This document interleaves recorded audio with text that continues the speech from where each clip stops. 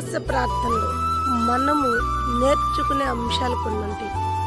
ఏంటి అంటే, మనం ఉపవాసం ఉంటున్నప్పుడు దానికి ఒక గురి కలిగి ఉండాలి.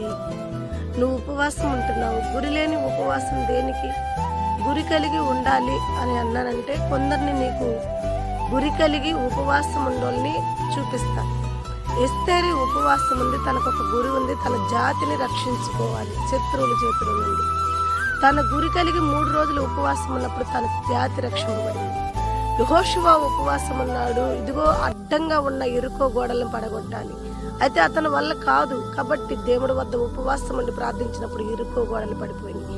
ప్రియమైన బిడ్డలారా, నినివే పట్టణం ప్రజలు ఉపవాసం ఉన్నారంటే వారి మీదకు వచ్చిన శాపాలు పాపాలు తొలగిపోయి దేవుడు ఉగ్రత నుండి వాళ్ళు రక్షింపబడాలి కాబట్టి వాళ్ళు ఉపవాసం ఉన్నారు. ఈ రోజు నువ్వు ఉపవాసం ఉంటున్నావంటే అడ్డుగా ఉన్న సమస్యలు కూలిపోవటం లేదేమో. ఒకవేళ శత్రువులు నీ మీద కుట్ర పొంది నీ కుటుంబాన్ని నాగం చేస్తున్నారేమో. ఒకవేళ దేవుడు ఉగ్రత, దేవుడి శాపం నీ కుటుంబం మీద శోధిస్తుందేమో.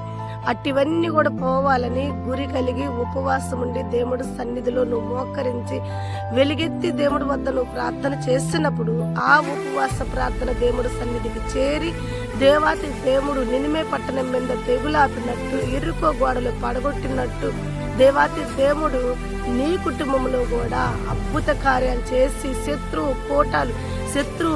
ఏ శత్రువు అయితే నీ మీద కుట్ర పొందుతున్నారో ఆ శత్రువునే ఆ మొద్దుకే దేవుడు ఏలాడేసినట్టు, ఏ శత్రువులైతే నీ కొరకు ప్రయాసపడుతున్నారో ఆ శత్రువుల చేతి నుండి దేవుడిని తప్పించి ఉన్నతమైన స్థానంలో నీ జీవితాన్ని దేవుడు కట్టును గాక.